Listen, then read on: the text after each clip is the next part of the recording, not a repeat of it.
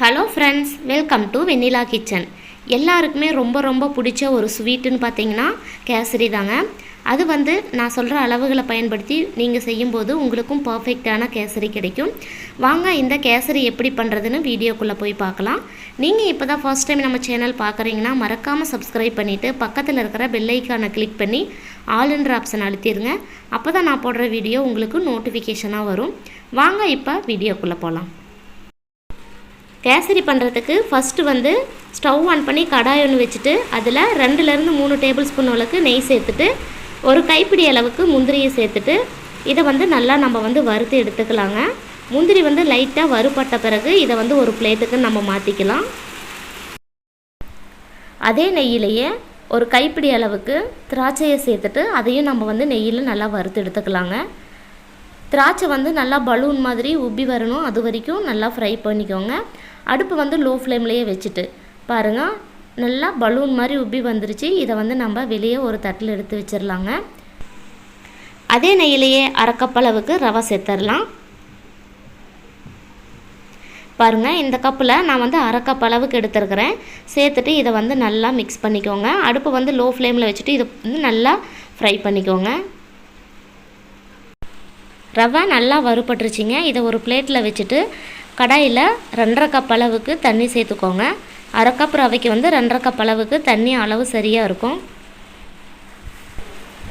இது கூடவே 2 table spoon அளவுக்கு ஆயில் சேர்த்துட்டு 1 ஸ்பூன் அளவுக்கு நெய் சேர்த்துக்கோங்க. சேர்த்துட்டு தண்ணி நல்லா கொதித்து வந்த பிறகு நம்ம ஃபுட் கலர் கொஞ்சமாக ஆட் பண்ணிக்கலாங்க. நான் எல்லோ ஃபுட் கலர் சேர்த்துருக்கிறேன். சேர்த்துட்டு இதை நல்லா கொதித்து வரட்டும். பாருங்கள், இந்த ஸ்டேஜில் நம்ம வறுத்து வச்சுருக்கிற ரவையை கொஞ்சம் கொஞ்சமாக சேர்த்துட்டு கைவிடாமல் நல்லா மிக்ஸ் பண்ணிக்கோங்க. எல்லாத்தையும் நல்லா கலந்த பிறகு இது ரவை வெந்து வரணும். அது வரைக்கும் நீங்கள் 1 நிமிஷத்துக்கு நல்லா குக் பண்ணிக்கோங்க.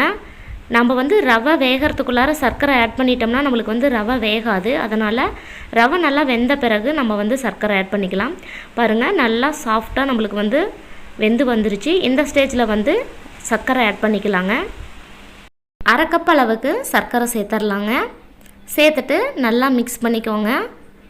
அரை கப் சர்க்கரை ஸ்வீட்னஸ் ரொம்ப தித்திப்பாகவே இருக்கும். உங்களுக்கு வேண்டான்னா நீங்கள் 1/4 கப் அளவுக்கு சேர்த்துக்கோங்க. சேர்த்துட்டு இது போல் நல்லா மிக்ஸ் பண்ணி விட்டுறலாங்க. சர்க்கரை சேர்த்த பிறகு நம்மளுக்கு நல்லா இலக்கம் கொடுத்து வருங்க. நீங்கள் கைவிடாமல் நல்லா மிக்ஸ் பண்ணிக்கிட்டே இருங்க. இல்லைன்னா நம்மளுக்கு கட்டிகள் விழ ஆரம்பிச்சிடும். அப்படி கட்டிகள் இருந்துச்சுன்னா நீங்கள் கரண்டிலேயே நல்லா மேஷ் பண்ணி நல்லா மிக்ஸ் பண்ணிக்கோங்க. பாருங்கள், கட்டிகள் இல்லாத போல் நம்ம நல்லா மிக்ஸ் பண்ணியாச்சு. இந்த ஸ்டேஜில் நம்ம மீதி வச்சுருக்கிற 1 டேபிள் ஸ்பூன் நெய்யையும் நம்ம சேர்த்துடலாங்க. நான் ஃபஸ்ட்டு தண்ணியில் 1 டேபிள் ஸ்பூன் அளவுக்கு நெய் சேர்த்தேன். இப்போ லாஸ்ட்டாக 1 டேபிள் ஸ்பூன், மொத்தமாக 2 டேபிள் ஸ்பூன் அளவுக்கு நெய் சேர்த்துருக்குறேங்க. லாஸ்ட்டாக நம்ம நெய் சேர்க்கும்போது இதுக்கு டேஸ்ட்டும் சுவையும் அவ்வளோ சூப்பராக இருக்குங்க. சேர்த்துட்டு இது போல் நல்லா மிக்ஸ் பண்ணிக்கோங்க. பாருங்கள், பார்க்கும்போதே எவ்வளோ சூப்பராக நம்மளுக்கு கேசரி ரெடி ஆயிடுச்சின்னு. இந்த ஸ்டேஜில் நம்ம வறுத்து வச்சுருந்த முந்திரி திராட்சையும் சேர்த்துட்டு நம்ம நல்லா மிக்ஸ் பண்ணிக்கலாங்க. லாஸ்ட்டாக கொஞ்சமாக ஏலக்காய் தூள் சேர்த்துட்டு நம்ம மிக்ஸ் பண்ணிக்கோங்க. அவ்வளோதான், சூப்பரான கேசரி நம்மளுக்கு ரெடி ஆயிடுச்சிங்க. பார்க்கும்போதே இதனோட டெக்ஸ்டர் பாருங்கள் எவ்வளோ சூப்பராக இருக்குன்னு.